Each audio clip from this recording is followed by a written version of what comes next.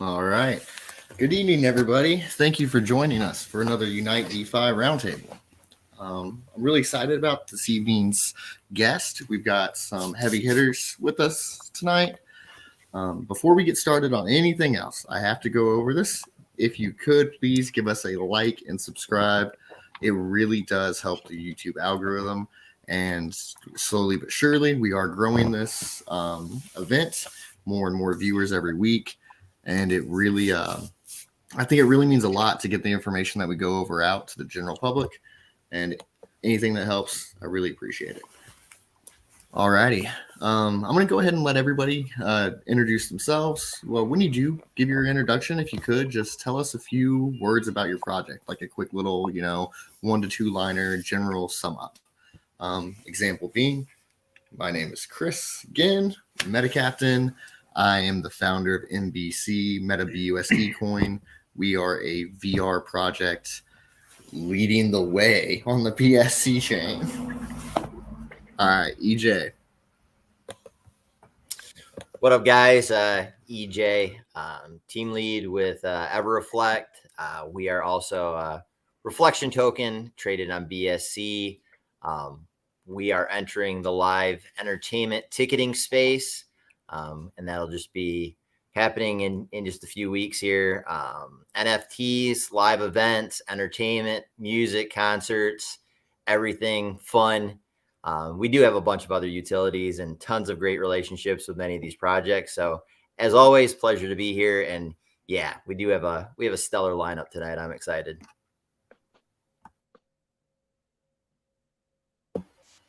Sorry, Nico.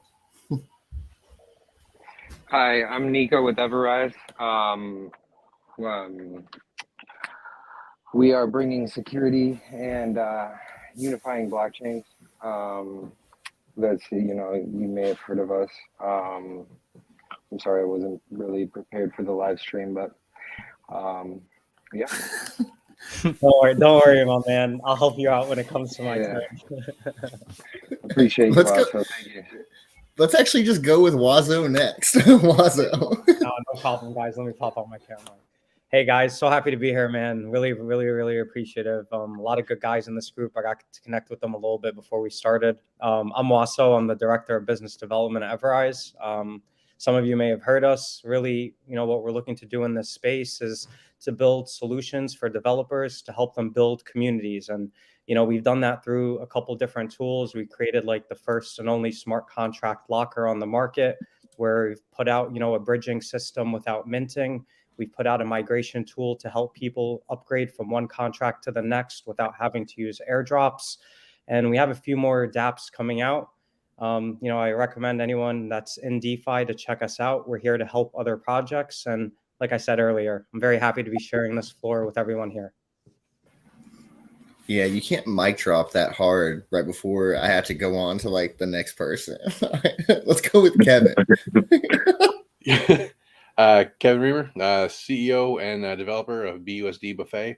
Our project is, our goal is to be a long-term source of passive income for our holders. And we are doing that with our unique stable of utilities that leverages the growth of other tokens through our kitchen utilities. Does that work, Chris? I've been working. Yeah, that works fantastic. How about Jared? Let's go with the introduction for Jared. Hey guys, I'm Jared with Glow. I'm the VP of Education. Glow is essentially a token that's designed to give back and be a light in the dark of DeFi. And my role is education. So I'm working on a lot of different things. I have a podcast, talking to other projects, talking about education. And eventually want to work with Chris and getting into the metaverse and explore that area. And yeah, excited to be here. Did you say a light in the darkness of DeFi? That's a bold statement. I love it. Yeah. Brian, I'm going to let you follow him up. You're like my favorite guest tonight, Brian. I love you, man.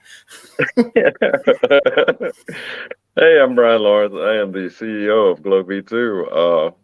We're a passive income token, lottery, and charity.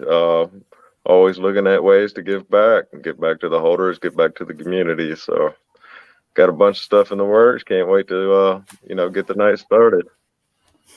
All right, this next introduction is one of the most exciting in my opinion. This is a little bit different. Jeff, would you like to introduce yourself and your project?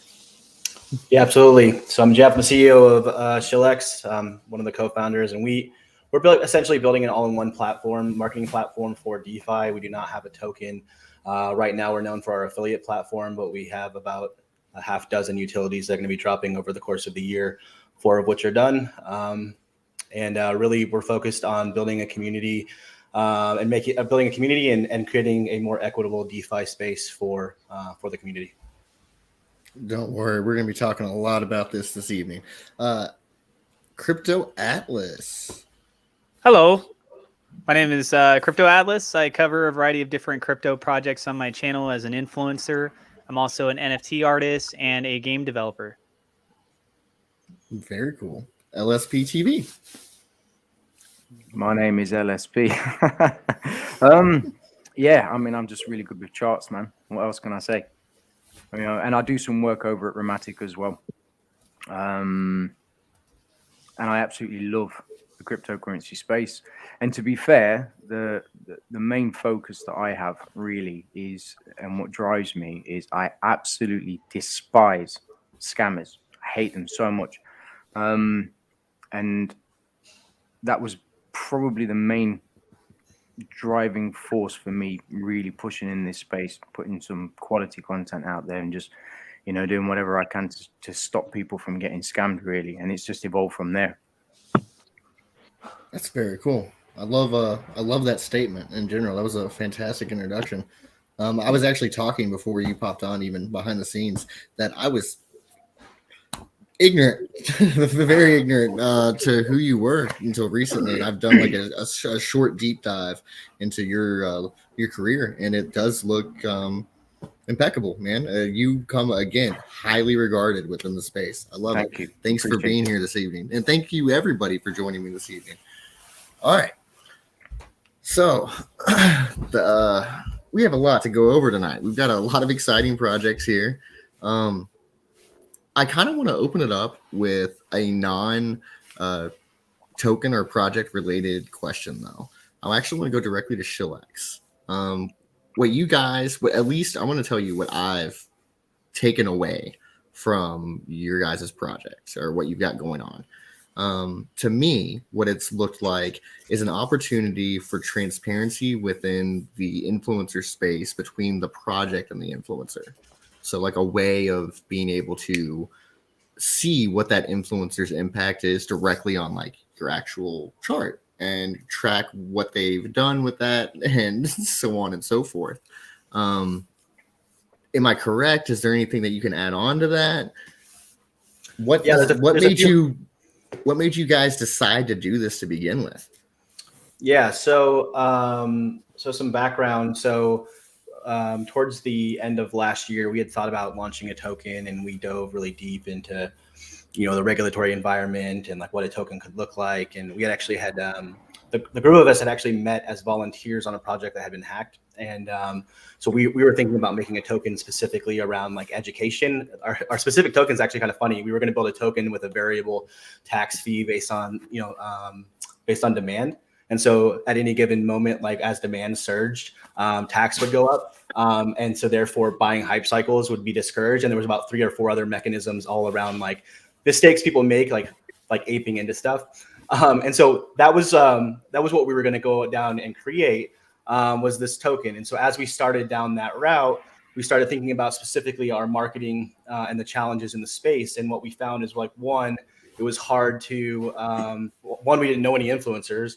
And besides like the couple of people that had like a few thousand connections. And so we thought to ourselves, like, how are we going to promote our token? And really what it came down to was an opportunity to work with like the people that we knew, and how do we get them to generate word of mouth? And how do we reward them for their participation? So really creating a community first approach was kind of the initial thought. Reward your community members for helping to promote your project, right? And doing that at a scale, do it in a reportable fashion, do it in a way where all of the different things that a project might go and do, launch NFTs, launch NFTs, create staking platforms, like you name it. making sure that you can track it all in one place. And so as to your question specifically around influencers, yeah, what we found was like in trying to get pricing from influencers that it was costing, thousands of dollars to be able to get them to do a tweet or a series of tweets over the month, sometimes tens of thousands of dollars.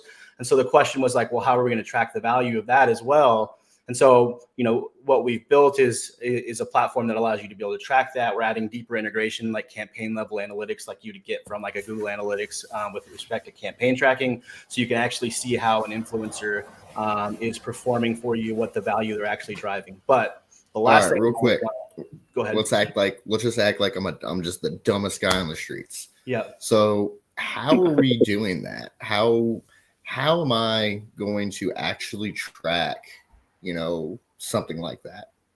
Break it down for me, like I'm just a dummy.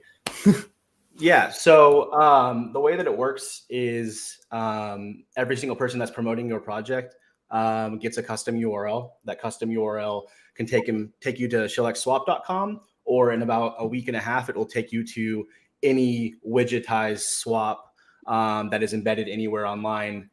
Use that is still ours, and ultimately can be integrated really with any swap. But what happens is when that swap happens, it actually captures essentially an identifier. That identifier allows us to actually associate the influencer with it. Our network is actually exempt from taxes, and so we're able to essentially capture that buy, portion out the taxes, give a portion of the taxes to the influencer, which we take a percentage of that, and then the remaining balance is sent back to the project via any smart contract or any wallet. So at that point, they can do with it as they choose. That's how it works today. But we actually have a number of other types of projects or programs as well. So that's just one of them. All right. So occasionally I do this. I'm sorry. I'm just going to break it down like a even further dummy. So you're saying essentially that like me as a buyer, just a customer, I see something that, let's go with Crypto Girl. Crypto Girl's tweeted it out. She's like, oh, look, go buy this. And I'm like, oh, that looks cool. So I click on her little link. I go and I buy it. Am I affected as a buyer? Am I paying more by going through her link? I mean, the honest truth is that you might be paying like 0.1% or less more, just because of the fact that as of today, we're on PancakeSwap as like the backbone, but that's going to change very quickly, like very, very quickly. So like, yeah, maybe 1/10 or 100%, like the 40 cents in gas extra you might be paying. But we are auto calculating a bunch of other things for you. So I think the net is about the same, but I would want to give full disclosure that it could be like 40 cents more. But close to negligible difference on like the purchase itself. Cool. Yep. All right. Very cool. I like the idea. I love the concept. That's why you guys are sitting here tonight. I can see it being beneficial in many ways. Before we move on to anybody else, does anybody have a question or anything like that they want to ask Jeff? I don't have a question as much as I really like your guys' team. Like the way you're going about this, and like I think that in this space, it's very difficult to sometimes find legitimate, people to be able to support and advertise for your project. And for you guys to be able to go out there, dox yourselves, be like, hey, we're actually going a step above to make sure we're trying to bring great influencers through. You're doing a great job. Oh, Jeff is absolutely amazing to work with. I've got to work with him a couple different times. Super guy. I mean, you didn't invite me to your AMA on the 30th, but I'll forgive you. I'm so sorry. I'm just kidding. No, I have a very strong feeling that Shillx is going to have some incredible stuff coming in the near future. That's all I'll say. We're all on a giant AMA again together tomorrow, aren't we? Like almost. Yeah, tomorrow's our first AMA. Y'all are welcome. I think everybody on here except for EverRise is already on the platform. So Ooh, y'all are welcome speaking to EverRise. of, You're welcome to come in as well and ask some questions as soon as our first day, man. What a lead in. well, what a lead in right there. So EverRise. No, actually, I do. The next question that I have is actually for EverRise. So, being a developer in the space myself and just being so busy, there's a lot of the times where you kind of sleep on certain projects. And I am 100% guilty of sleeping on EverRise. I don't know what it was. I don't know if it was your name. I don't know what in general about the project that was just like, you know what? I'm not going to take a look right now. And then by the time I did take a look, good Lord, it's just one of those things. So, you guys have accomplished so much. Where do I start? Okay. I think what made me like really start to take a deeper look was the NFTs cross chain. Our NFT staking lab. Yeah. That was the first thing that was like, oh, what's going on here? Because it's very rare that like somebody talks about something that I don't immediately know how they're doing it. And you guys are about one of the only teams that talk about stuff occasionally where I actually don't know what you're doing. And that's amazing. Like that on its own is simply amazing. I can dig into it and figure it out, of course, but you've done something that I haven't even seen or heard of before numerous times with your project. If you could, can you elaborate for the general community here that might not know what I'm talking about here with your NFT staking and cross-chain capability? Yeah, definitely. So first, thank you very much for the big compliment, guys. Much appreciated. So we have, like, to understand our staking lab a little bit, you have to understand our tokenomics. So we have like 6% buy, sell, and transfer fees, 4% of which goes to a buyback smart contract that buys Rise and then sends it to the stakers automatically. So it's done every certain number of blocks. So for example, on like BSC, it might be like every 1,000 blocks. It varies per chain. We have it set up so anytime that a buyback happens, it causes a ripple effect across all of the chains. So EverRise is on 5 chains. Anytime a buyback happens, it sends that Rise to the stakers. In order to stake, you go to the NFT staking lab, you take your Rise tokens and you stake them in exchange for an NFT. This NFT is bridgeable, it's sellable. It's, there's a secondary market for it now on OpenSea. There's actually people that are buying and selling, EverRise stakes. And whatever chain your stake is on, that's the chain where, you'll receive your rewards. And rewards you get, every time a buyback happens. So you could be getting rewards, a couple times a day. We launched this on April 2nd.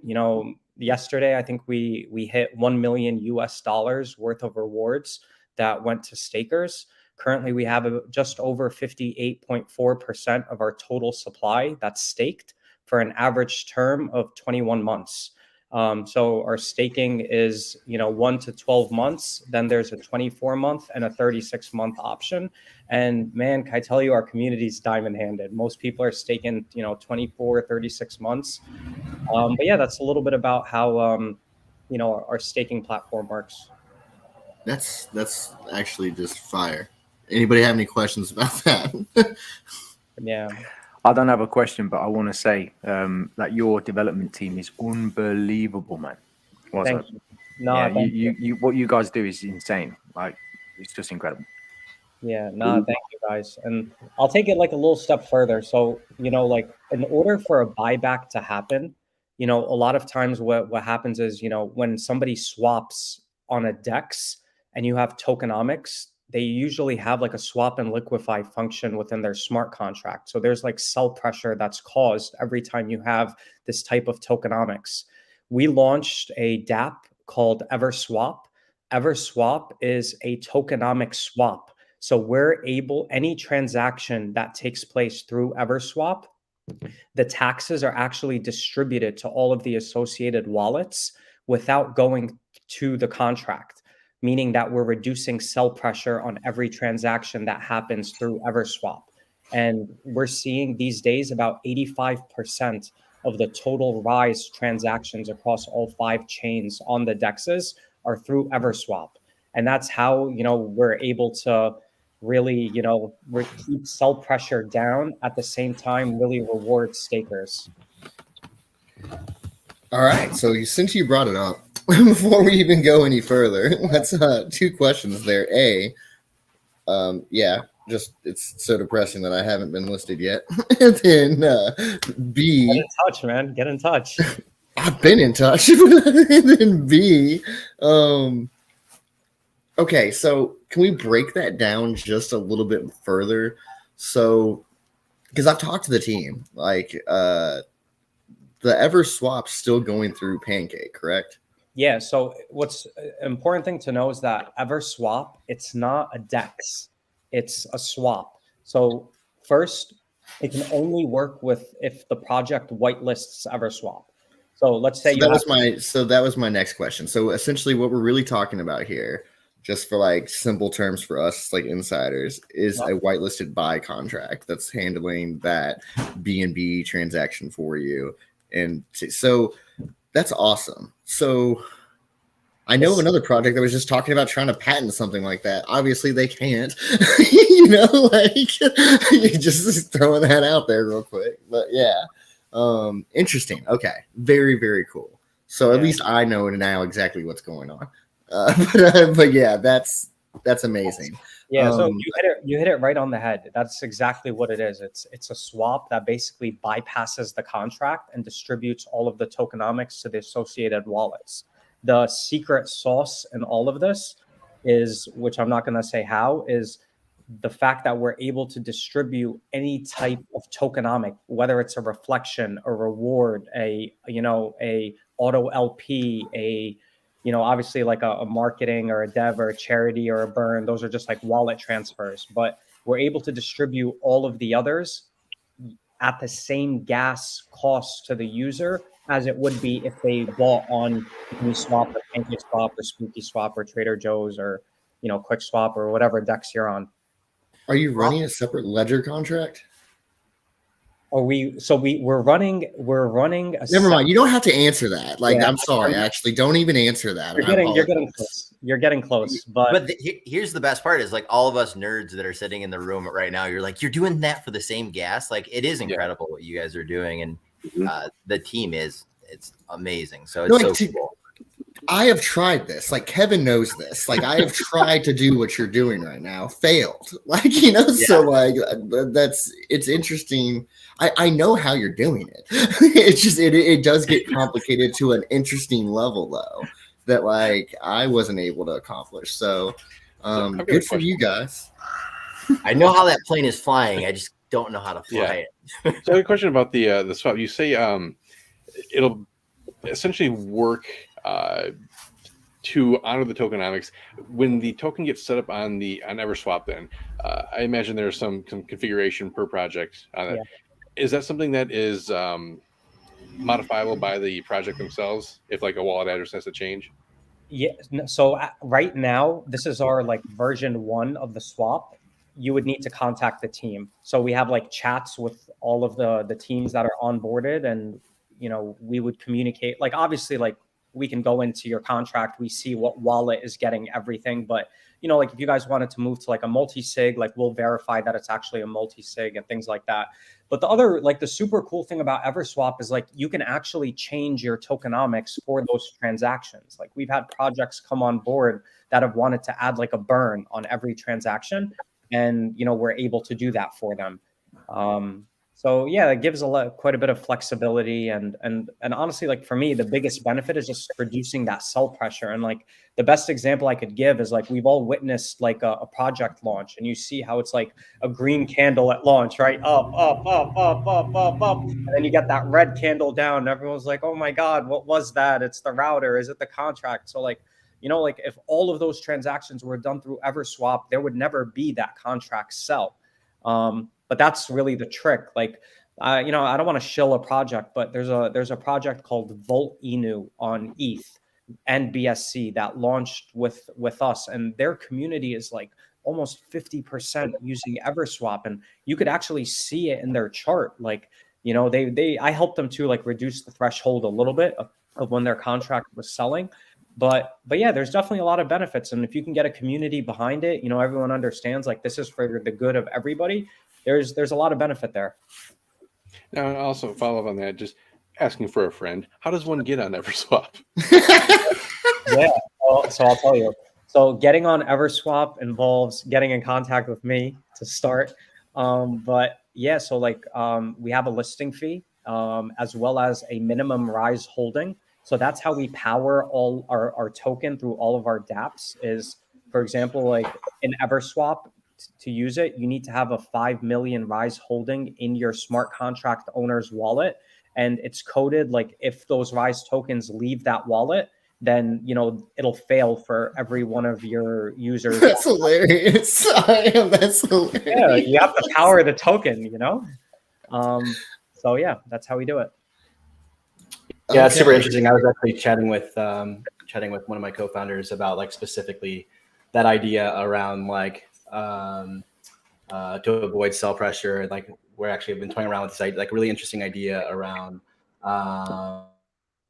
self-owned LP pools and basically project-owned swap mechanisms. And we were thinking about like that specific question. Like I don't know. I think we could have a really interesting conversation, just as an aside, nothing to do with Shillx, just like about that, because we've been really thinking about some really cool utilities specifically around what you're talking about, and like specifically around like gas and like all these other things, like what we keeps us up at night, and that the fact that you guys nailed that, the sell pressure with how you're facilitating your buys. I mean, that is amazing, and it's exactly the way it should be done. Isn't it incredible when you think about it? We're 13 years into sort of like the adoption of cryptocurrency as a whole. And on the 13th year, we're starting to see these progressive moves of upgrading protocols, upgrading the way that things are handled, reducing fees down, reducing sell pressure. Like there is still so much that's capable of doing, but we're only 13 years into this. Just think about what kind of other technology that may come out in the next 10 years that becomes a new tool that you can tap into. Just the idea of crypto itself is something that's like, whoa, this is something really special I never really contemplated on. But here it is, right? It's along the same lines of when you launch the internet, launch of the phone, launch of the electricity, all of these have a huge impact and it has a ripple across the world and it changes the way that we live. So now enhancing these things to the next level, technology makes everything in communication that much faster. Information is readily available. I mean, the opportunities for us to invent things at a faster rate that is just like on a level that you didn't even contemplate that it was possible. We're seeing that in crypto. Every day it feels like 6 months has passed by of new progress inside this industry space. I think all of you guys in your own right are doing absolutely incredible things. And I think it's amazing that people like Chris, aka Meta Captain, host spaces like this, where everyone gets to take a little time out of their day, learn more about other people's projects, and then really start to just get the gears turning and saying, that makes me think maybe we could actually have this work together between your project and mine, or I can improve mine because of this. All those kinds of communications take place because we have people like Chris coming to the table. So Chris, I know you thanked everyone that was here. I'm just taking kind of a side moment to let you know we thank you for doing these things as well. You do have a huge impact in this industry space in a lot of different ways, not just from this. You're just a very intelligent man. You're brought on board for a lot of projects. You've helped resolve a lot of issues for people. I've referred a lot of projects over to you. So I think it's incredible that I'm lucky enough to be on a panel that you're hosting. You got me all choked up, see? See, I feel smart from time to time whenever people talk like that, and then I sit in a room with EverRise team, and all of a sudden just get kicked onto the floor. I'm like, oh man, these guys really know what they're doing. All right, I got a question for EJ, buddy, old pal, EverReflect. Man, you guys had some really cool announcements this weekend. I don't know if I want to follow that up though. Like these guys are badasses. So yeah, we did. They are badasses though. tell me what you guys did this weekend. Tell me what you guys have got going on, because y'all have put out just like these huge major announcements in the last week, and I think a lot of people have missed out on what's happening. Yeah, so well, about a week, maybe 2 weeks ago, we released EverChart, and then to kind of power EverChart was EverPay Portal, so that you could purchase digital ads with cryptocurrency. Different projects are listed, but it's all stable coins like BUSD or BNB or EverReflect or MetaBusd, Buffet. With that, we also released EverConnect, which is our DeFi hiring board.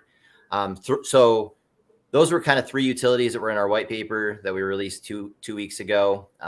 In the process, we've been building EverTix, which is our NFT ticketing platform.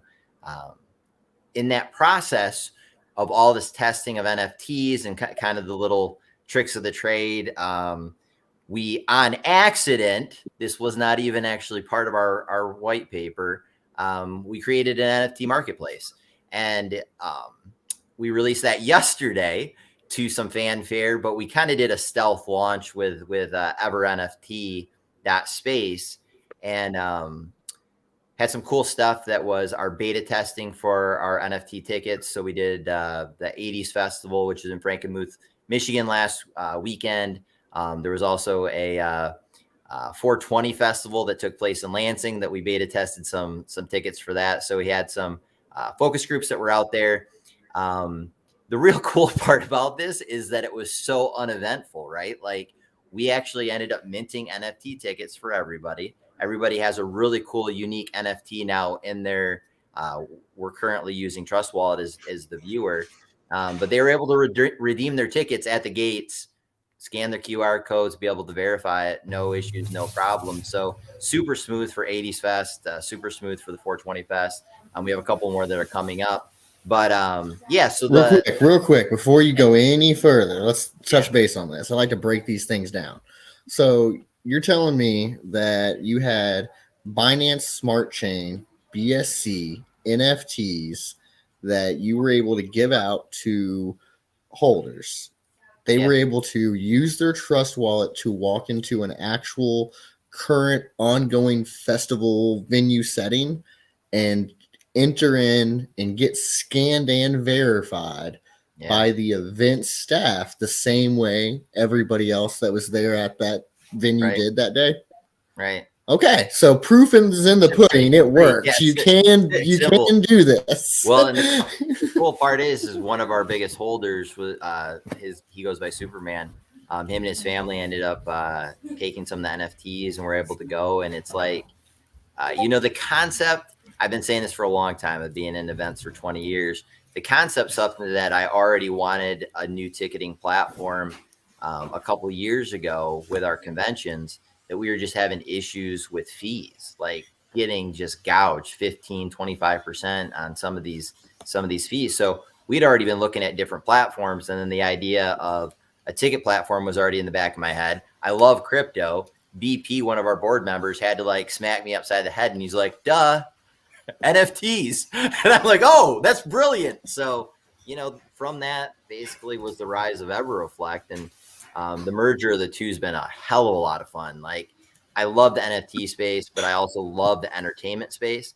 And so the merger of those two, seeing how simplistic this really can be, we're obviously building out a ticketing app, which is a wallet that'll have a little bit better of a viewer, because we want to make sure that we're really highlighting certain aspects. We did learn some stuff with the beta testing, like increasing some of the QR code sizes, the size of the weight that you put onto the blockchain as far as the size of the NFT, but super smooth. Like, everybody had a great time. They went and partied, had a blast over this weekend. We shared some of the photos in Telegram, and then we'll be receiving some of the rest of the videos from the boys that went out here in Lansing.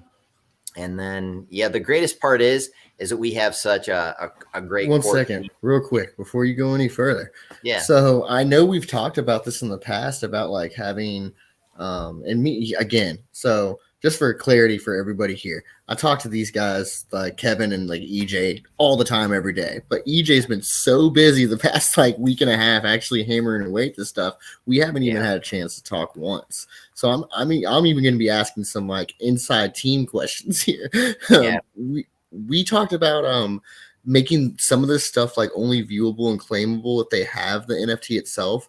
Are you setting up now, since we're already in beta, to go ahead and have a just wallet connect viewer option to where we can put that stuff behind like a quote unquote paywall where they have to have that NFT in order to be able to view the footage from that festival? Yeah, I mean, as far as what Noodles and I are doing with all of the nesting, the metadata, I mean, that is a component that why you're a part of the team as well. So as far as right now, we had the simple ERC 721 component with the QR code so that we can basically accommodate what the promoters, like all of my colleagues in a live events, their biggest aspects are what are the cheapest fees, and then can the patrons get into the venue without any kind of mishaps? So we're there. We're at the point where NFT tickets, as far as getting verified and getting through the gate, simple, 100%, no hiccups. The additional components like the metadata, but also VR experiences, the links for you to have footage of the events after the fact. That's going to be the other valuable aspect of it being an NFT that we can do that with, and you can do that with it being 721 still, and just doing like an API pool. So we'll just do like a BSC API pool, verify that it's a wallet holding that NFT series, and then from there give them access to certain areas of like a website and whatnot. And the nesting of tokens, or however people want. I know sometimes nesting is an NFT and an NFT, but basically doing a lot of the research on that, because we want to have EverReflect tokens in essence nested also in the NFT, so that every one of those ticket holders becomes a small holder of EverReflect.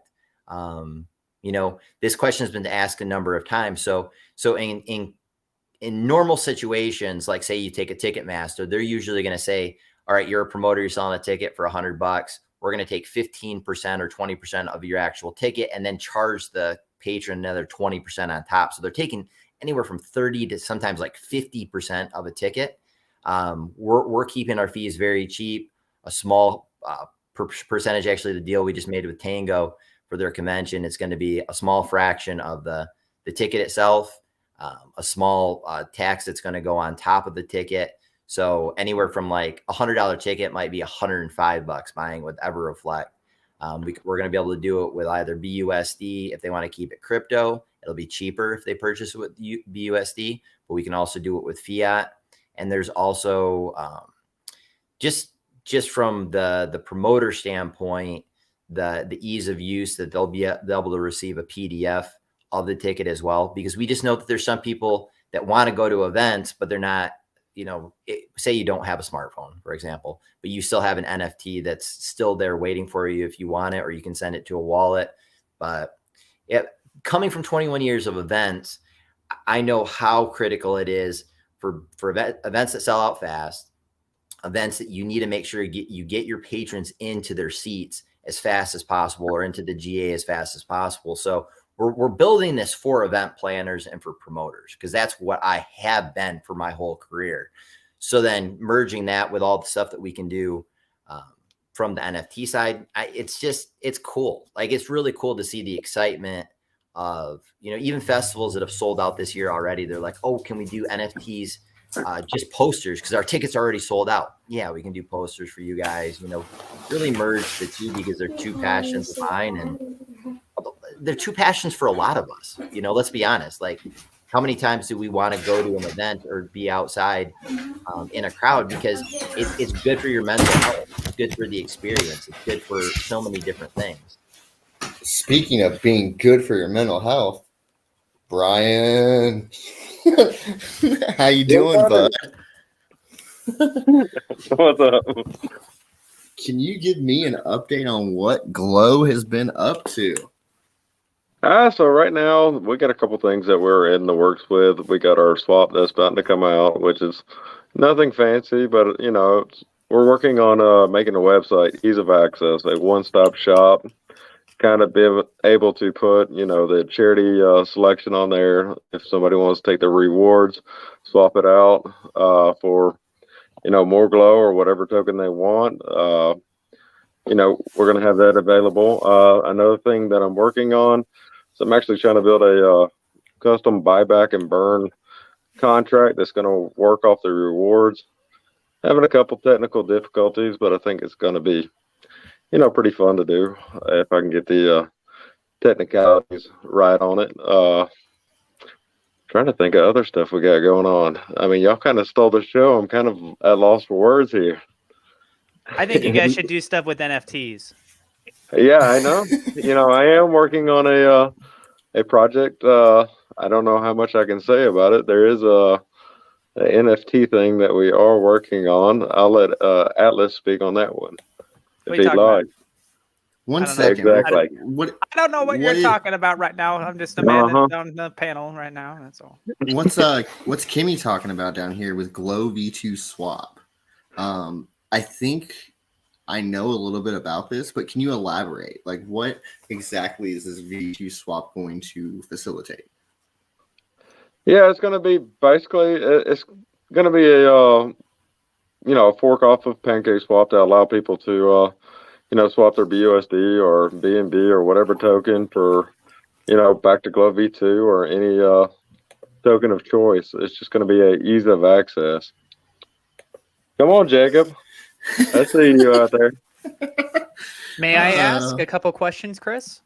Ask away, man. Ask away. Okay. Anybody can, by the way. But sorry, everybody who's here, LSPTV, anybody, I talk a lot. Cut me off. Anybody can talk. Yeah, it's not a problem, man. If I want to cut you off, I'll cut you. I just like listening, man. I'm just enjoying the show, man. So, fantastic.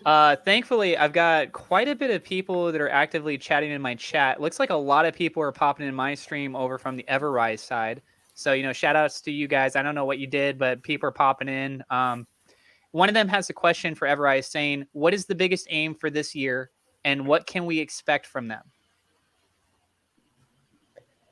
All right. So what is... You can say partnering with NBC. I understand. No. So a couple things. One, we announced yesterday. So I attended Bitcoin 2022 with Jen, who's our head of marketing, and we got approached by a lot of venture capitalist firms. So I think what we're going to do is we're going to go out for a seed round to raise some funding. We've actually never raised, we've never had a round of funding before. So I think we're going to do that. It's going to help us, grow our sales team. It's going to help us grow our, development team. It's going to give us, the budget to, do things a lot quicker than we have been. So, for me, that's very exciting. It's kind of like, taking a step a little bit out of this micro cap market into maybe a little bit more of becoming an altcoin. But we are launching EverLaunch, which is a launch pad where in it we're going to have our own liquidity locker. So we actually think all of the liquidity lockers on the market are kind of flawed. They're all based on time, and it just really doesn't make much sense to us. Our liquidity locker is going to be based on DAO community voting. So it's initiated by the dev to move the liquidity, and then the community votes on it. Very similar to EverOwn, which is our smart contract locker, which is based on, again, anytime a developer wants to make a change, they propose the change and then the community votes on it. So we're going to have a launch pad where, we're not going to take any % of the token supply of anyone that launches. We launched on DX sale and those dudes took 2% of our supply and they sold it in the first 2 weeks. It was ridiculous. They took out of our liquidity pool something like 600 or 700 BNB in the first couple of weeks. So we're not going to be doing that to anybody, but we're going to have a launch pad where people can launch and they'll have, a safe place where they could lock their liquidity, a safe place where they could lock their smart contract. Obviously, we have Everbridge, so we'll be able to launch projects multi-chain day one. And then we'll have, built-in anti-bot metrics. We'll also that's in our first version. Eventually, it'll make it easier for people to come and we'll have different contracts there where they can kind of just pick a contract and adjust the tokenomics. But I think, So, question for you, sir. Can you just tell me the secret sauce behind unlocking that liquidity? It's mayonnaise. That's the secret sauce. Have you seen Brew Labs? Have you seen their freezer? yeah, I'm actually the Brew Lab. By the way, the Brew Labs guys are solid, very solid. I've had a couple times I've gotten to speak with them. They're a project on what I'll say is a very similar mission, right? I work closely with those guys. I work very closely with those guys. That's why they're good. That's why I was bringing it up. What you said immediately reminded me of the freezer. Did y'all share that idea by chance? Because I know there's a lot of like. It was so funny, man. My first call with them. I'm actually gonna give me 1 second. It's not even 2 seconds. I was on the phone with Maverick and Sire from Blue Labs, and they asked me to talk a little bit about Rise. I gave an overview, and then they were like, "Have you heard of our freezer?" I was like, "No." So I looked it up, and it was a very, very similar kind of thing. And honestly, more power to them, man. They I don't know exactly how it works. I think is it kind of similar? Is it like a so? It's that's why I was assuming it might have been like shared protocol actually, because it's essentially the exact same thing. Your community has to vote, and like you have to have a certain percentage of community weigh in. I think in order to vote, they need to be staked.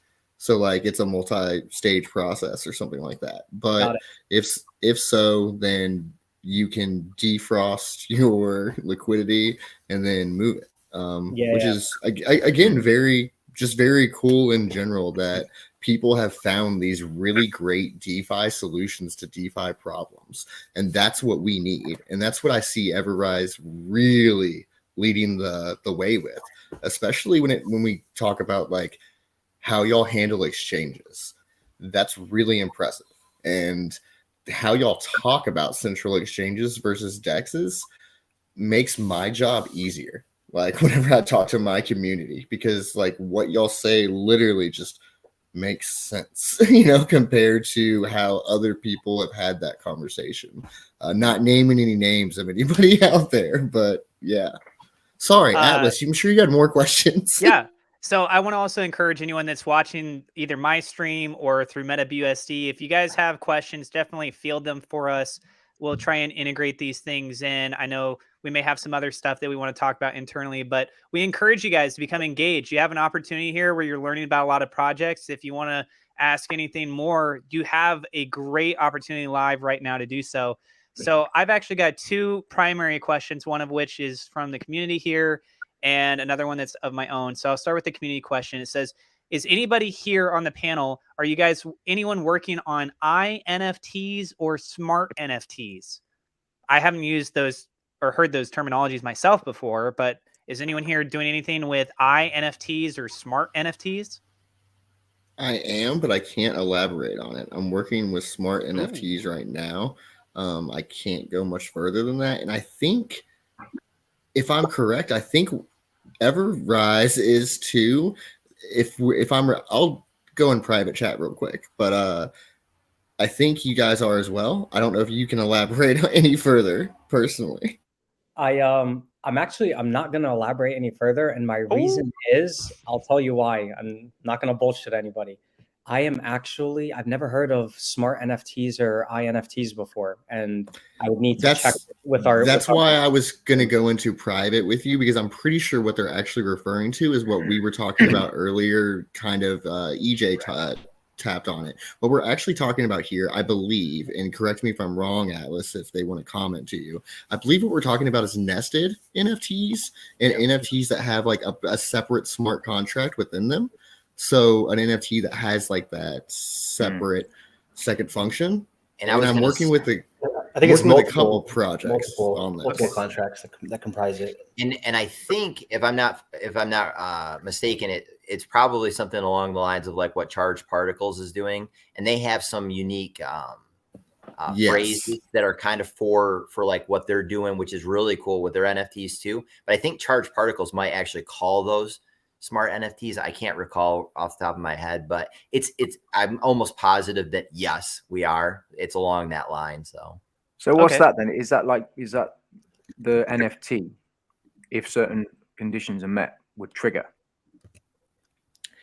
it can be a whole host of things. So like start thinking of an NFT as a basket almost, and it can collect basically tokens. It could collect other NFTs. It could collect things, puzzles like some people might be looking at. The coolest, dumbest Sounds like use a hoarder. case like that I've heard from it that's just like, oh yeah, that made sense that somebody mentioned was just it's simple, but a time vested like bond. Like imagine giving it to your child. You have a child and you say, hey, I'm gonna buy this. 18 years, it matures. Now they can unlock it and they can do whatever they want. That's really cool stuff. It goes much further than that. I'm sure everybody's here brain is spun in circles around what all is possible there in that field. I've just thought of about 200,000 things. So, and I know specifically that EverRise is working on a couple things like that. So, So I just got a response from our CTO, and it says we are currently considering using nested NFTs for EverWallet, but we still need to look at it a little bit further. But yeah, that's the response I got from our CTO. Well, to go further for you, Dan, you're also working with another project. I wish I knew the name of it right now, but you just helped them do their migration, and that's what their project does. They like work with nested NFTs. I'm like sure of this. Because that's how I first like listened to Along Space, is that you were helping like another team move their NFT line cross chain, and I was like, interesting. They have a tool for this. And then I read into that team and what they were doing, and they're developing a couple different types of smart NFTs. Again, I wish I knew the names. It's so hard to remember. I wish I knew. But definitely apologies, guys. I'm just ignorant to this. Okay. You're working with a lot of teams too. Yeah, we are. But yeah, I should know, and the next time I'm here, I will know. So sorry. So before I go into the next question, was there anyone else that wanted to touch on that? No? Okay. So my question for everyone on the panel is that when we see the adoption of cryptocurrencies, you're trying to transition society from what has been using fiat and the various avenues that we have with that to digital currency, and for them to try and even comprehend these things. And of course, you need to provide certain things to really make them make that switch over, right? So do you think that we're on track to seeing merchants for products and services and just the whole payment system, they're willing to give you a better deal just in overall if you pay with XYZ crypto or in crypto in general than if you paid with fiat? I don't think so. Not yet. I think for me, it's really like, I look at it like this. We're all sitting here and we understand cryptocurrency to a certain degree, or high levels, low levels, whatever, but we all understand crypto. But I think we sometimes get lost in this idea that the small bubble that we're in is bigger than it actually is, and that there's more people in it that there actually is. And when you come outside of that bubble and you start to realize actually it's a very tiny fraction, of the whole. There's so many people outside of the crypto space that have absolutely no idea what cryptocurrency is. And I think the biggest problem is, one, education, is super important. There's just not enough. Or at least I'll say it like this: there's not enough simple quality education out there. We all do our best, we do our bits and this and that and the other, but ultimately, if we're educating only the crypto space, what's the point? We need to talk to people outside of the crypto space, and then when that happens and they start to become more familiar with it, and people start to transition over into crypto, they become more familiar with it. They learn to trust it, because right now there's a stigma attached to cryptocurrency, which is just, it's, there's a lot of myths. It's only used for illegal activity. It's only this, it's this. This is all nonsense, right? But it takes time to go through this really long, drawn out process of educating or re-educating people, effectively emptying the glass, so to speak, and then filling it up with useful information. And then I think we'll be in a position, with companies like Utrust, for example, who are a payment gateway. They're doing their bit. And slowly, there's going to come a time. I believe there will definitely come a time. There's no question about it. Fiat's had its day, I think. I don't think it's going to last much longer than maybe another 5 years, in my opinion, maybe less. But it's education, man. Education, awareness, making as much noise as we can, but doing it the right way. And yeah, that's it. Thank you. Like, that needs to be, but it's the truth, because it is the truth, of course. I talk about this all the time with why our project is simple, but it's not, because it's just tickets into the general public. And we always live in this BSC bubble. Like, we just went down a rabbit hole of NFTs with nesting. And for the general public, it's just like how do we introduce slowly, get it, like you said, to know that it's safe, to know that it's not all scams, it's not all drugs, all those things. No. You could preach on Sunday mornings at the Church of UniteDeFi. Yeah. See, I go further and I say the way you do it is the way that like EJ has planned with his tickets is you trick half these people. They don't even know that they're buying a crypto product. Like, hey, I'm just buying this ticket for this event. I'm going to pay with fiat. It happens to, like, on the back end, transfer through some crypto and be a crypto transaction, but they just have a ticket in their wallet, and they happen to use that ticket in that wallet. That's it. I think as well, there's a familiarity, so if because I try to encourage cryptocurrency in my everyday speech, right? I don't go crazy, but like if I'm talking to somebody, I throw it in there constantly. And I like to use examples from traditional finance, or, just the way that we, engage with fiat currency in the first place. And you just digitize it.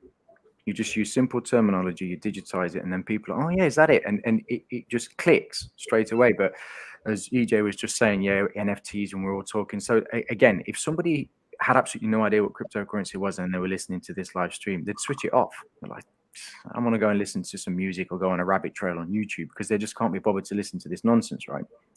To us, it's amazing. To them, it's like, yeah, no thanks.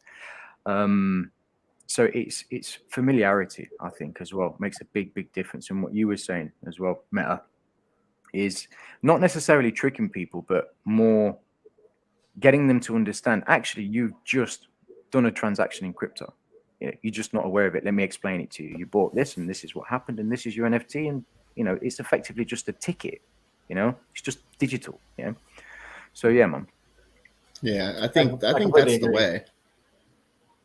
I was just going to add. I was going to add that specifically. Actually, EJ, thinking about your auto dropping tokens for people when they're buying. Like, instead of auto dropping them, you should put them as redeemable. So they have to get up. They have to like go in and learn a little bit about it. But also you can put them on a time lock so that they expire. So like after X amount of time, if they haven't claimed them, you can put them back into your liquidity pool. So like just an idea there. So that way you have that as a fallback, and like you can incentivize people that way. Also have a pretty unique idea around messaging with NFTs. And we just, like, if you want to talk to Gabe, like, happy to just like give you that idea, but like essentially like in wallet notifications via NFT. So you can actually like remind people of upcoming events. So like I have some pretty cool ideas around that. And I was also like a consultant for ticketmanager.com. So I know the space somewhat. So I have some ideas for you. I was gonna say you're talking like one of my colleagues, where I'm like, oh yeah, like we definitely want obviously messaging for event reminders, because that's stuff that we do already. So I love it. Yeah, imagine that, like doing a promotional drop of NFTs to your holders, like just like doing like a nice little promotional like blast to like your entire holder list of an NFT. That would actually be like a fantastic general idea. Brilliant, Mr. Jeff. That is brilliant. So we're gonna actually create a product called Shillx Alerts.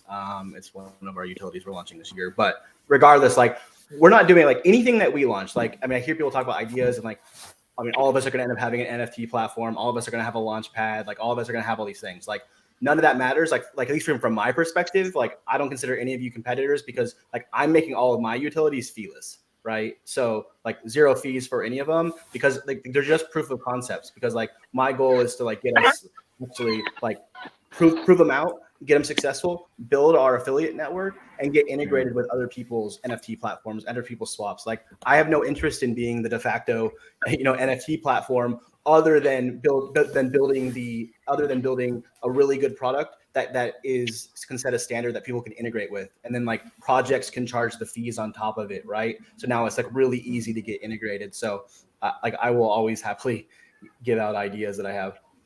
Well, and that's the cool part with like what Chris has done with this UniteDeFi, because I say it with our team at EverReflect all the time, and every project on here is like this, that the human capital is the best asset. It's not the token, it's not the BNB, it's really the people that you work with.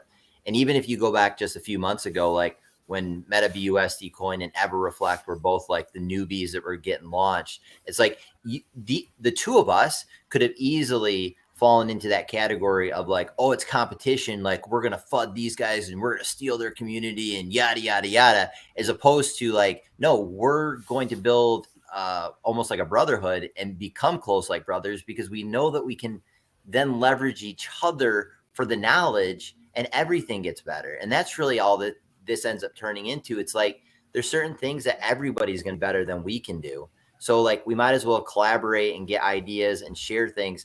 And going back to like the big one in the room, EverRise, it's such a great model to look up to for what they're doing with the number of holders, the number of volume, the places that you see that logo. It's like cool. It's inspiring to have them in the room, but also to just hear and see from the dev team that like that's how they really are. This is how we all operate. This is our personalities. All right, I'm going to machine gun some stuff for us all real quick. First and foremost, for Shantae, Shield Coin is a product that's on BSC. Funny story about Shield Coin for Wasso. Same thing happened to me with Brew Labs. So Sire had just announced that they were going to be doing the first ever like BSC crypto insurance platform. Well, I had just launched Shield Coin like a week before, and that is a crypto insurance. And the way that works is you can buy here in 3 days. The easiest way to explain it is you'll be able to buy an NFT for $280, and it'll give you $1,000 blanket wallet coverage. So if anything happens, like a coin rug pulls or something like that, you'll be able to make a claim and get up to $1,000 worth of your initial investment back from whatever fraud or scam you were a part of.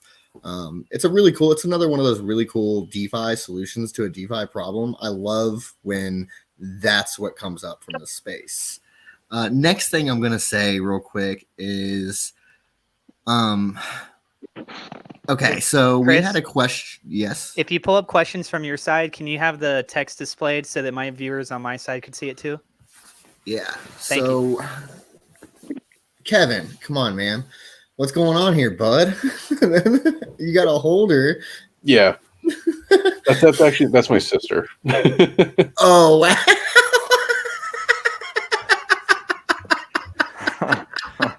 Really? She gonna do me like that, yeah. No, she's clowning you, I think. Yeah, she makes a good point though. It's when we explain these things to family, when they were becoming part of the project, explaining to them what it was and how these things work together.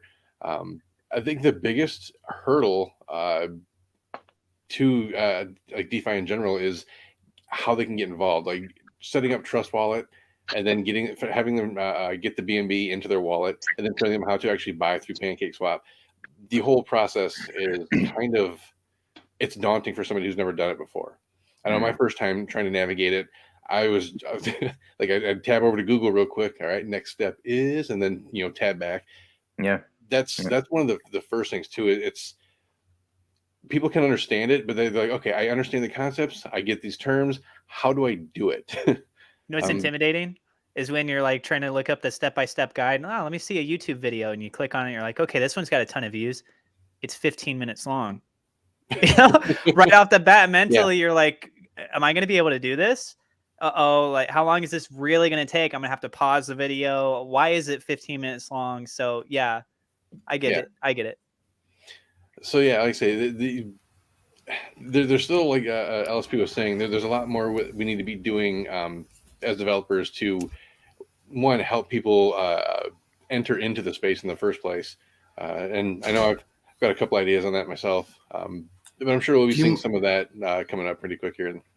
Do you mind if I do another one of like my quick breakdowns on BusdBuffet? Yeah, go for it. Thanks, man. I love doing them. Okay, so BusdBuffet is an innovation in the space just for the simple fact that what it's offering is a hedge against the bear market. So what they've done is they've facilitated an algorithm that allows them to judge against a large weight array of mini tokens, and then choose what those tokens are doing as far as past performance and mini metrics, and load them into a pool, and then kind of hedge that pool against the general market for additional volume within their ecosystem, as well as additional rewards for their holders.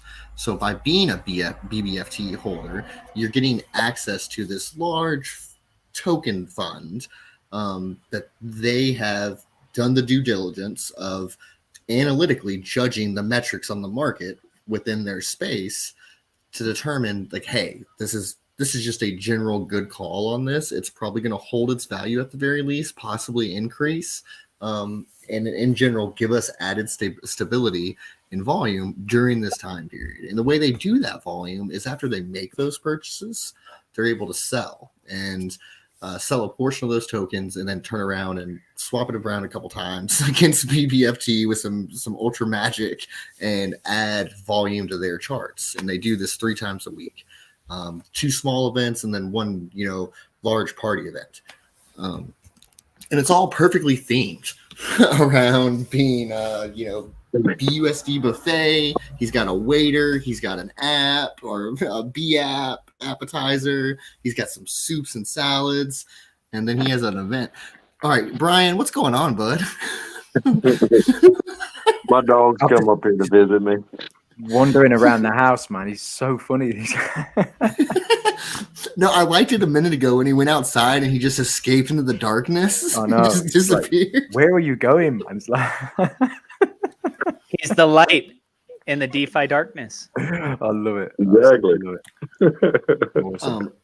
All right, for myself, I'm gonna actually have to do just like a quick little bit of like overview on MetaBusd because I feel bad because this is probably a community member of mine. They get on to me all the time because I have these talks and I don't talk much about MetaBusd because honestly, these talks aren't really necessarily for MetaBusd. I try to have you guys come on so I can talk to you all. But a quick overview for anybody who is listening. MetaBusdCoin, again, is a VR project. We don't, we do a lot of other things within the typical DeFi system. So we offer staking, we offer farming, and we have like an entire ecosystem built around the token itself that locks value and gives us a stable price and gives you rewards and all that stuff. But our actual project is solely dedicated towards development for the VR space and Web3 integration. We're not a game developer, so we don't make games, if that makes sense. It's kind of hard to explain to people sometimes because that's not our focus. We partner with other projects that offer different services, such as Meta Arcade. We have them to build games for us. They build games. We integrate their games into our ecosystem, and we allow users on a VR platform to gain access to that other project's offerings. And we kind of bridge and facilitate that transaction. That's where we make our money is, by bridging and facilitating all that stuff, selling additional assets to people within that VR space. Some of it's still really early, not all of it. We're well into our VR development. We have a AMA lounge that we're going to be kicking off live any moment now. The plan is to be live this weekend with that, and we'll start to hold like AMAs in the VR space. With Glow Token, for instance, they're all set up and they're going to be there for sure. Kevin from BusdBuffet is definitely going to start being there. EJ from EverReflect's going to be there. I think I'm going to get Jeff from Shillx in there. I'm definitely going to have his advertisements and assets ready. He's actually making some really cool 3D models. Yeah, I'm going to redo that one for you. I'm going to redo that one for you and get something specific in there. That's so cool that you just decided to do that too, like all on your own. You're like, oh yeah, why not? I'm bored. Like that's awesome. Yeah, that's just my personality type. Like I'll learn something super quick. Well, really anything. Like if it's like give me a week and I'll figure out how to do most anything. So that a Blender was like a day, but this whole solid JS is kicking my ass though. Like trying to learn that in the last couple of days, I'm like dying right now, but I'm getting close. Meta Captain. Because they said us fielding questions. I have a question for you about MetaBusd, if you don't mind. I didn't mean to interrupt you. I didn't know if you wanted to finish your thought. Okay, so for MetaBusd coin, what in the next, let's say, 3 months of what you've been having worked on and what's about to come out, what are you most excited about with your project that you're seeing is kind of in the works or about to launch, et cetera, over the course of the next 3 months? Well, the general lobby will be open for sure in 3 months. And that, if I had to nail down one specific aspect of that general lobby that I'm most excited about, to tell you the truth, it's to give access to DFS Mafia's platform. They have that betting platform that they're coming out with. Sorry, I'm so sorry. It is not betting. Anybody who's listening, it's playing fantasy sports or whatever. They're playing fantasy sports. I'm going to give direct access to that platform from like a dedicated DFS Mafia lounge, and we've kind of made them as like our debut ready shared utility type of project. So like, sorry, a lot of the teams on here, for instance, I'm integrating all of the advertisements for all of these teams already. It's all in VR currently, right this very second, except for EverRise, but I'll get you guys some advertisements in VR shortly. But everybody else that's on the stage already currently live has advertisements in VR right now. So that in itself is just cool to show the integration of how that works. But like EJ, we'll actually be doing like a revenue share agreement where we have VR concerts for live events that are also happening. That integration will be, ready as soon as we're both scaled up a little bit more, like as soon as he actually has more shows going on and I have my lobby live, that'll be ready to go. And we'll start to integrate that a little bit heavier. But from day one, the day that I push that lobby live, I plan on having DFS Mafia's platform ready to go. You're going in there. You can swap MBC for DFS. You can immediately spin the DFS on their platform, or maybe possibly MBC as well. We'll see. Directly on their platform to facilitate your sports playing, your fantasy sports playing. Sorry, that was a nerdy question, but no, it's a great question. I'm actually going to go back over to EverRise real quick. We're going to be coming short on time, so there was another question that I wanted to ask you guys. The EverOwn, I've looked into this like 2 or 3 times, and I heard you guys talking about it on the space the other night, and y'all covered it perfectly. Because you're right. Whenever you first came out with it, projects, including myself, it wasn't even for the one that I'm known for. I can't even mention the name that it was the project that I was in at the time. But you did approach us, and And it was like an immediate no. Like, what are you talking about? You want us to do what? Give you our contract so you guys can lock it up so where I can't touch it unless my community says something. To now, it's almost like a standard. People like love the EverRise idea. My question for you is, I would probably do it in a heartbeat if there wasn't a fee attached to having to unlock it every time and relock it.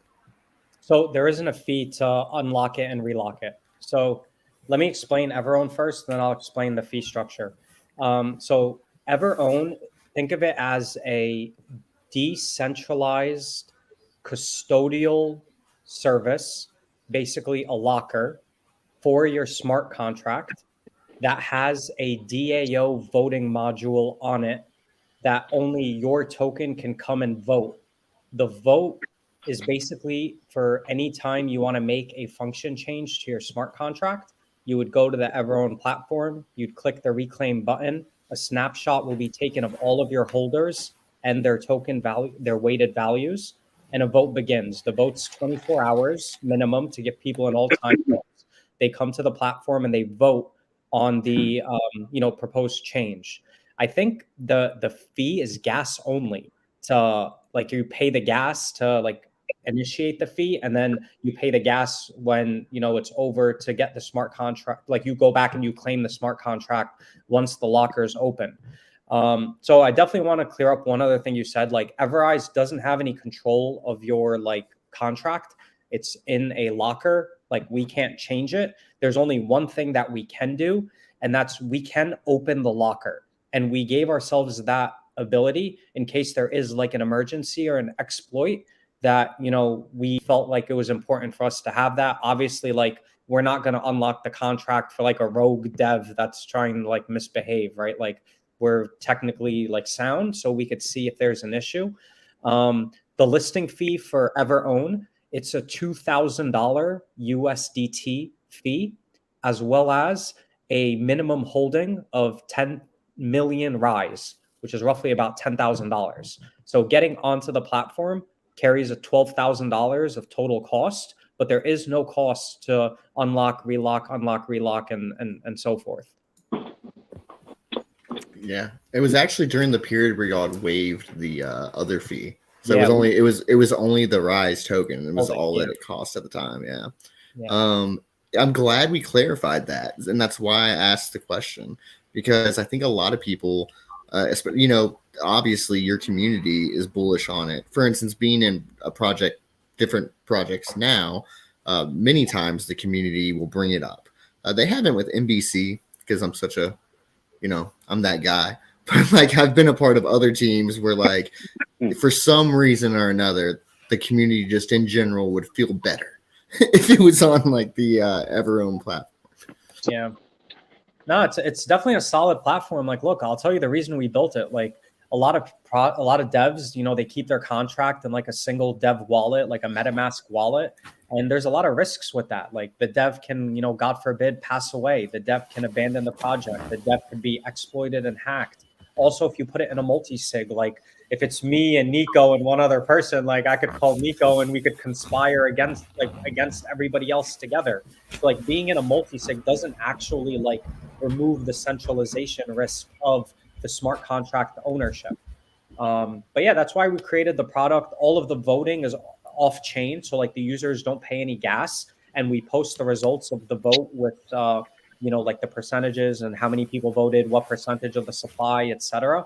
Because imagine you have to pay to go vote. Nobody wants to do that. That's the reason why we do it off chain. But yeah, it's definitely like a solid platform. Like I can tell you, like of all of our products, like there's a lot of projects that come to EverRise products, hoping that it'll be like a marketing boost, or like some of the Rise community will come over.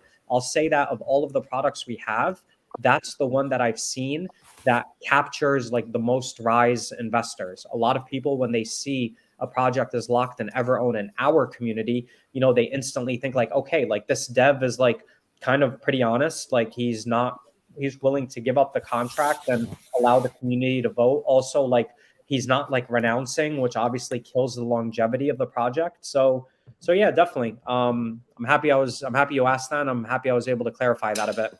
Can Who I owns also the- jump in real quick? One other prop is your native coin swap that I think is really, really awesome and kind of highly, talking about sleeping on stuff. That's such an awesome, easy function to be able to swap native coins. Yeah, Oh, Jesus, you said it. So let's get an explanation of it real quick, because I literally just sent somebody over to Elk earlier. So what's going on here? No problem. So I'll tell you. So, so what the native coin swap is, it allows a user to go from ETH as an ERC20 to BNB as a BEP20 to, Phantom on the Phantom Opera network or AVAX on the Avalanche blockchain, and as well as Polygon or like Matic on the Polygon network. We do use our own liquidity pools. So I could tell you on the back end how it works. Let's say I'm going from ETH to like BNB. The ETH would quickly be sold on the Ethereum chain on Uniswap, and you would get Rise. Rise is quickly bridged to the BNB chain using our bridges, and then it's sold for BNB. Obviously, there's no taxes on this. And honestly, we're able to do it because we have two things. One, we have equal liquidity pools across all 5 chains, so there's no slippage. And we have very fast, like inexpensive bridges. So it's actually, I mean, I think I'm going to say this. I haven't seen a less expensive way of moving between those 5 native coins completely DeFi. And like the alternative would be like, using something like Elk, where I believe they have like a 1.5% fee. Don't quote me on that. We could check that, but I know You're correct. Excuse me? You're correct. Yeah, I think it's a 1.5% fee. And then like, what's the alternative? Like you go to a centralized exchange, you pay the gas to go there. Sometimes they have a deposit fee. They definitely have a trading fee. You're going to pay the gas when you withdraw. So it's just fees adding up. And like, this is one of the biggest, like for me, this product is pretty big because it allows people to kind of like get into DeFi and stay into DeFi. And it's very simple to use. It's like 3 clicks. It's like, how much do you want to send? Do you approve it in your wallet? Done. And then you just switch networks on, your wallet, and you'll see the tokens arrive. Like, it depends on the congestion on the chain, but like I've seen transactions from like Phantom to Phantom, Avalanche, and Polygon specifically because those chains are fast in 20 seconds. If you get Ethereum in there, it might take like a minute and a half, 2 minutes. But yeah, it's pretty fast, low, very inexpensive. But yeah, your own routers. Okay, I have a confession. I just used Elk like 45 minutes before we did this live stream. No, it's all good, man. So, yeah, extra fees, alternative, that short little time window when things happen. But yeah, I did it. It's the lowest price and it's the fastest I've ever, because I've used to always go, BitRise, Bitmart, wherever, to swap it out, and it's beautiful. It literally is. Are they your routers? Excuse me? Are you using your own routers? Yes. So I was about to say essentially, I was about to say the same thing that Jeff was saying. I was going to elaborate a little bit more about like the technology behind it, because I think people are like might kind of lose like what's special about this. Like for instance, the bridges that I've been talking about making for MBC are pitiful in comparison to this bridging technology. I was going to use Harmony, or what were you going to use? I was just going to do the old school, create the liquidity pool, do the pair match, and drop the pair over. Like just the old school arbitrage, definitely going to happen type of method. So yeah, in general, great that what you guys have got going. And now I won't do that. Now I'll just use your service to just bridge myself over whenever I do plan on doing that migration. By the way, since we're talking about it, have you guys done the Phantom bridge? Yeah. So right now our bridges are on 5 chains: ETH, BSC, Phantom, Avalanche, and Polygon. Where we actually had a project approach us recently about Kronos. They want us to set up a bridge to Kronos for them, and I think we're going to be launching a Kronos bridge soon-ish. I don't know when. I don't want to give out a date for anyone from the Rise community that's listening, but that's definitely something we added on our roadmap. For anyone here, I'm sure you guys know, Phantom's TVL has been exploding. And, you know, honestly, I'm going to shout out Finance, who came out of nowhere as a DEX. You know, like the other DEX on Kronos is called VVS, which is a Particle B incubated DEX. Particle B is an arm of Crypto.com and Kronos themselves. And Finance came out of nowhere and just took all of the memes, man. They took all the memes and got all the volume. So big shout out to those guys. I actually don't know them personally, but I'm just like a fan from far away. Hey, I had That's another question about hilarious. your locker. So Yeah. the locker itself, who actually signs the contract? So You're right now, you're moving. Go ahead. Go ahead. I want to hear it first from you, just so I understand it completely. Yeah. So obviously, like they're transferring ownership to a smart contract, right? And that smart contract obviously releases the ownership at some point in the future. And so that contract, that locker, who actually publishes and owns that smart contract? It's owned by our CEO, and our CTO is a backup, has backup keys to that. Okay. All right. We should definitely chat because there's some KYC implications specifically around around holding that smart contract, because so I have some pretty interesting thoughts on that. And just for some context, the way we architected our whole system, and I'll bring this up on every call I get on because I think it's super critical, is actually you can do exactly what you want to do without actually having to publish the contract and automate the creation of the contract on behalf of the person. So they essentially are publishing it via a proxy, but they're the ones signing for it. And that's super important because then they actually are owning it. And so any potentially assumed liability of having to actually publish that contract yourselves is pretty scary. And if I'm an investor myself, I messaged you privately, but I invest in mostly tech businesses, B2B tech, and that would be a concern. Liability is obviously a big concern for me, specifically in this space. So just something to think about. But I think the idea is awesome, and I agree with everybody. The quality of what you guys are doing, in general, is just absolutely amazing. And with a question about what's gonna get people to actually come into this space, it's doing what you're doing. It's doing what everybody here is doing. You notice we don't actually talk about our tokens or tokenomics. We're talking about our utilities, because it's the utilities. It's the utilities, and the utilities being easy is going to bring everybody here. So yeah, kudos to you guys. For sure, man. And please, let's talk offline. I want to hear more about the proxy contracts. And if there's look, I'm all for, if there's a better way to do things, we're all ears. We'll set up. So the way our system works, is everybody, we're completely decentralized. Everybody owns their own contract, right? So a merchant owns a contract that they publish that's populated via a proxy that we populate it, but they're signing for it and they're publishing it on the blockchain. Affiliate is doing the exact same thing, where they're publishing onto the blockchain. And so when a transaction happens, a transaction can happen because it's also decentralized. We happen to have ShillxSwap.com, but it can happen on your swap or anybody else's swap. All you'd have to do is call our contract.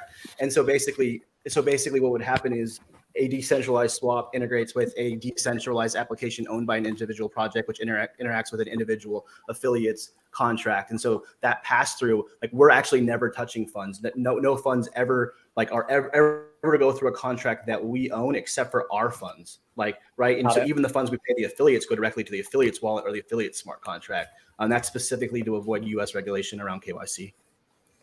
Amazing, man. I think you just gave us an upgrade to our next version. Awesome. I can vouch for Jeff that even though he doesn't have per se a token project, this man is well connected with some legitimate developers. I talk about developers a lot differently than most people do, because I've been in this space for so long that I know how many fake ones exist and how many people are just not there. And Jeff's got some connections, and they're doing some really, really cool stuff over there at Shillx. He wouldn't be sitting here if he wasn't. So it's great to have you here, man. By the way, did you chat with Gigbox about my idea around their escrow? We need to talk. We need to talk because like I keep trying to offer you like how do you get more involved because like you basically introduced me to everybody that I know from a token perspective. So it's like we need to talk some more because like I got so many ideas for like almost. I'm sure everybody here has the same problem. Like, can y'all agree that the 24-hour day does not work for us? Like, like we need more time. Nope. Everyone's moving to Mars. It's crazy. Actually, man. I think they might have shorter days. I don't know. All right, real quick, we've been going for a while now. I'm gonna go around the room and just if everybody could tell me something that you're personally excited about. It doesn't even have to be about your project. You can just tell me something that you're excited about in DeFi in general. Maybe it's something that you heard about tonight. Maybe it's something to do with your project. Just anything that comes to your head. We're gonna start with EJ, my best bud. I mean, obviously we're super pumped because we're only a few days, weeks, a very short period away from our real ticket platform launch. Noodles and Manuel have been working their butts off. I am so grateful and thankful that I have two guys that are same thing. They work 28 hours a day, and super just thankful that all these guys are here, but especially EverRise. I want to say, Wasso, you've done a stellar job. But huge shout out to Nico. Nico's my boy. I chat with him almost every day. And like, I love you guys, even though I don't know you, one as much yet. But super just happy that you guys are here because you guys you set a standard that a lot of us look up to. And I'm just grateful that you guys are here. So thank you. Thank you, man. Nico, you got to follow him up now. Okay, yeah, I'm excited. I mean, what you guys are doing is awesome here, like a collaboration of all these projects and, working together and seeing how each can benefit each other and bring innovation to this space. I think it's really like a great thing that you guys are doing here. So I'm happy to be here. And thank you, EJ. Nice. Appreciate that. Jeff. I'm just excited to get to know so many different projects and like actually see people building real utility. I think like the last 6 months has been like a really changing, of the tides with respect to the entire space. And it's like it's honestly refreshing to see people actually delivering on the things that they talk about. Thank you. Shout out. You have a Twitter space tomorrow. What time is that? 9 o'clock Eastern time. Nice. 9 p.m. Eastern, Twitter. Check out Shillx. They got an awesome, massive space going on with a ton of projects are going to be on. LSP. What am I excited about? Is that the question? That's the question, man. It could be anything in DeFi. It could be anything within your community, anything at all. I think everything. I guess if you look at the entire crypto space as it is, there's what is there not to be excited about? I mean, you could look at any aspect of cryptocurrency. Doesn't matter what it is. And something to look at it and say, right, that's that, because it just evolved. Every single unit of cryptocurrency is evolving continually all the time. And being able to kind of be on that ride and hopefully, I don't know, maybe change it in some way. We'll see. Watch this space. Yeah, that's that for me, that's what it is. And to be fair as well, just to kind of go with the sentiment of the room, I think meeting, I'll say it like this. I know more people online than I know offline. Nice. Yeah. I like hold that sentiment to heart because I live in the middle of nowhere in Kentucky, and like the town I live in is 8,000 people, and they legitimately don't even know what crypto is. Like I'm below a nobody in this town, but online I'm somebody. Help them out. Yep. All right, Brian, what are you excited about, bud? Oh, I'm excited. I got 2 new volunteers to wax their beard with me. Once we hit 100,000 in charity donations. So everybody, EJ and Kevin, I'm gonna hold y'all to it. Y'all better grow some stubble. We're gonna wax our beards live on here once we hit 100,000 in donations. Nice. I'm in, whatever. Yep. I'm down for Can I follow that up with where are you at now with donations? 25 or right over 25,000. So we're a quarter of the way there. Nice. And we're about to you- list on a centralized exchange, so that's going to help a little. So Nice. So, like Are you not going to shave until then? Oh, I'm gonna, keep my beard trimmed because I hate to see what it's gonna be like once look at that hot wax on there. Oh man. All right, Wasso, how about you, bud? Man, can I tell you, I'm excited about everything. Like my man said, like it's very like difficult not to be excited about really every aspect within DeFi. It doesn't really matter what you're doing, like we all know why we're in this space, why we've chosen to, commit to this space, even during, what some people call a bear market. I call it a sideways market, but we're here, we're building, we're pushing utility, and ultimately like mass adoption is going to come when things are easy, when tools are available and people can use them easily. They don't, not everyone is going to be a blockchain expert. We need to work on one-click things. And, I'm very happy to be sharing this floor with you guys. I hope I could be back here with you guys again. I'm just very happy to be here. This is a very, very pleasant surprise. I didn't think this was going to be this much fun. So thank you very much, guys. That's an honest sentiment. I can tell you this right now from like everybody who comes on these things. And I actually usually lead with that because that's what it is for me. These are just fun. Like these are just talks with other people who get it, like who truly just get it and they can wrap their head in like that same mindset. Kevin, what are you excited about, bud? I'm excited about what Jeff's got going on. Being able to, one, if you can get some analytics on what your influencers are doing, and how your like other projects are going with the gosh, can't even think of the word right now. But we have the individual contracts for people that are setting up their referrals. It's going to help you to better target where you want to spend your money because marketing sucks, dude. Probably the worst part of having a crypto project is the marketing. It's expensive and you have no idea if something's working or not. And so I think I'm really looking forward to what just got going on. That really, I think is going to be very cool. Have you gotten BusdBuffet set up yet with him? Yep. I was about to say it's pretty cool. I check it every day. I see who's all put out videos. Check the influencers. I mean, it's pretty cool. I enjoy watching it. So yeah.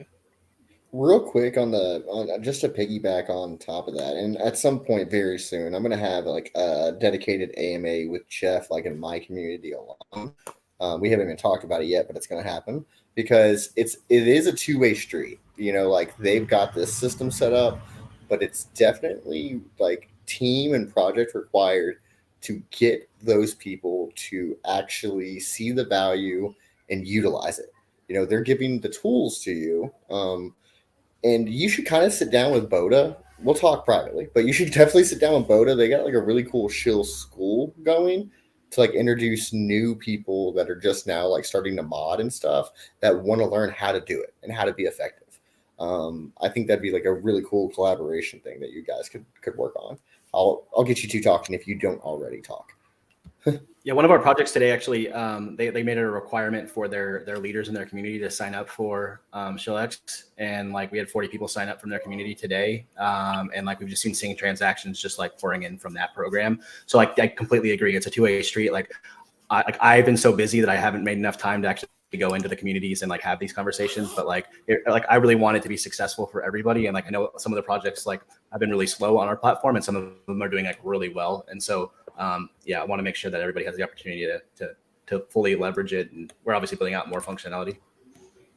I'm one of those who like I immediately listed because I saw the value, and then like I personally haven't done the proper follow-up with my own community on how to utilize it and how to like make that a true value transaction for themselves and to help grow the project. We'll talk more about this privately though. Sorry, Atlas, what are you most excited about? I have two big things. One is a project I've been working on behind the scenes. Very few people know the full details on what's been going on. I've been working on that for months, and I think it's something that's really going to help shed a bright light in the DeFi space moving forward. So I can't wait to be able to share more details on that. And then outside of that, that's looking in the next 3 to 4 weeks. So outside of that, guys, I'm excited to have a bull run again. I mean, the markets have been trash for a couple months. You just see the overall sentiment on social media with investors and influencers, and everyone's kind of like, all right, like, I get it. It's been bad. Like, now's going to be good, right? No, okay, it's another week. Some other crap just came up. So some point, markets go like this and come back. So I'm looking forward to when it comes back, and everything in the meantime is just like accumulating when you can, finding new projects that look like they seem promising, and just sort of hanging on while you're trying to break through the stratosphere, right? You really want to get to the moon, you got to go through some turbulence, and that's what it kind of feels like right now. So I'd say I'm excited about those two big things.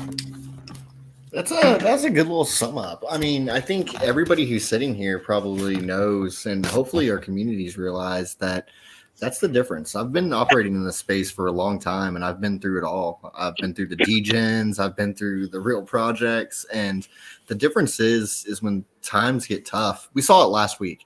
Everybody did. Last week, everybody was talking about, oh man, look at all these rebases and all these forks rugging on us. You know, it was left and right. Because what happens is times get tough and most of these teams quit.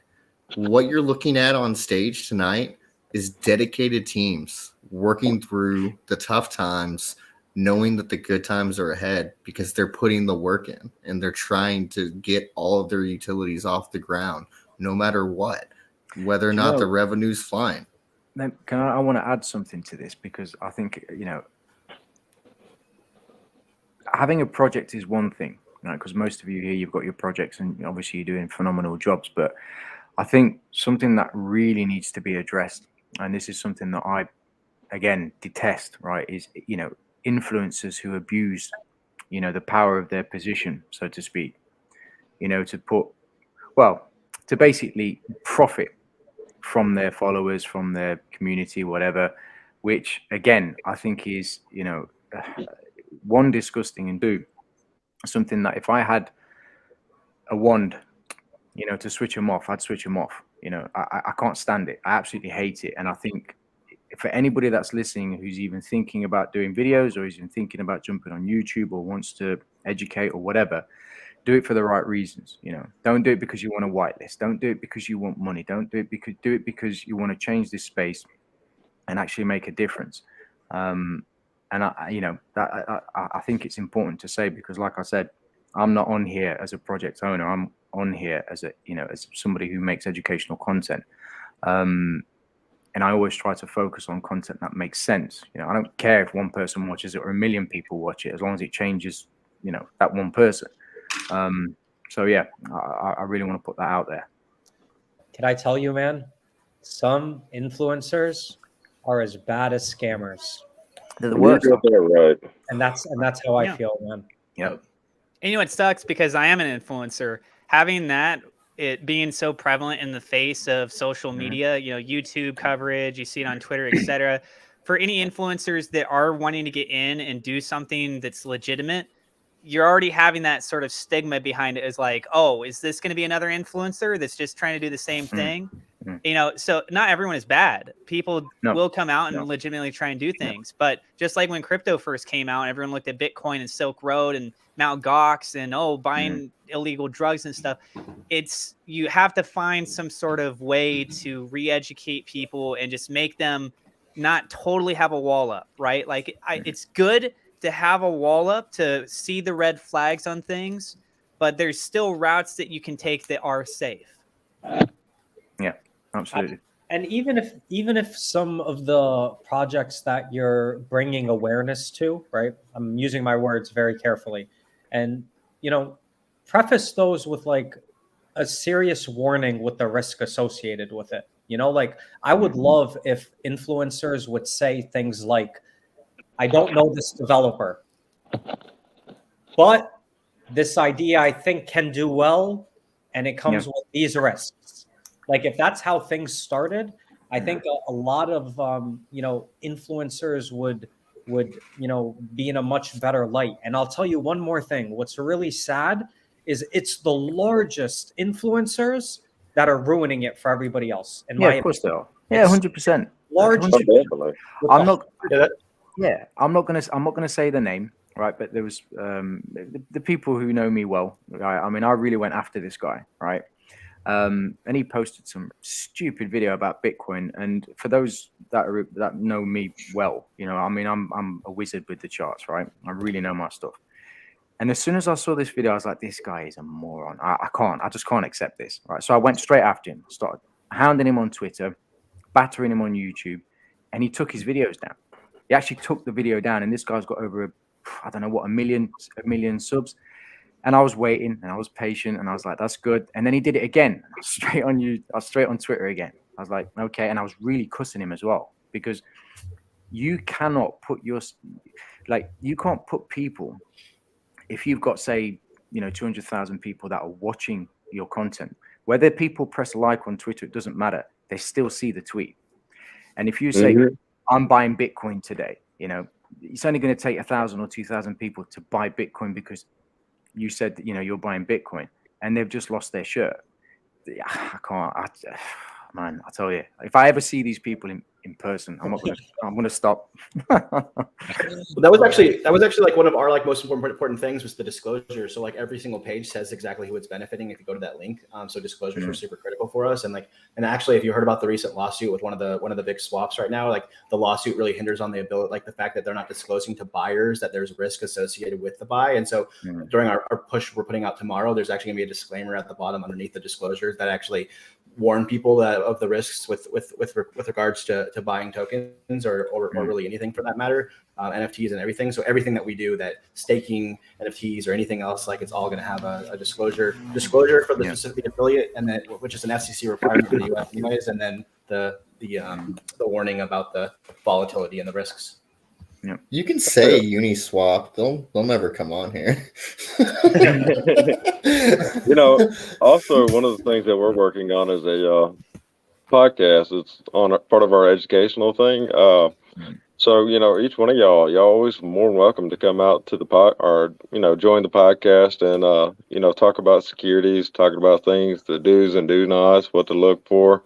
And you can even, talk about your project, let the communities get to know about y'all. So always, come on. Jared, he was on earlier. He's the main host of it. But yeah, come join and, help bring awareness to crypto. We will. I'm going to end this off with what I'm most excited about. And a couple of you touched on it.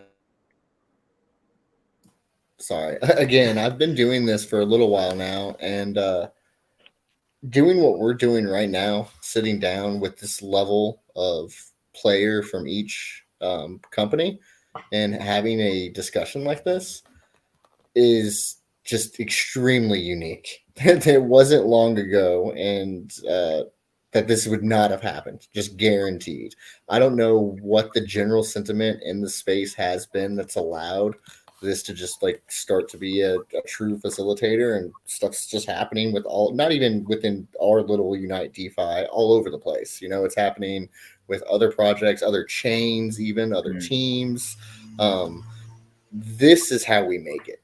Working together, collaborating, talking, sharing our technology, sharing our ideas, and putting it all out into the world and letting the community decide what do they want, what is going to succeed, and what do they want to use. And if we continue to all work together and continue to innovate on the, what we want to see and what the community wants to see, all in all, we'll all live in a better DeFi space, and we'll all make it out much better.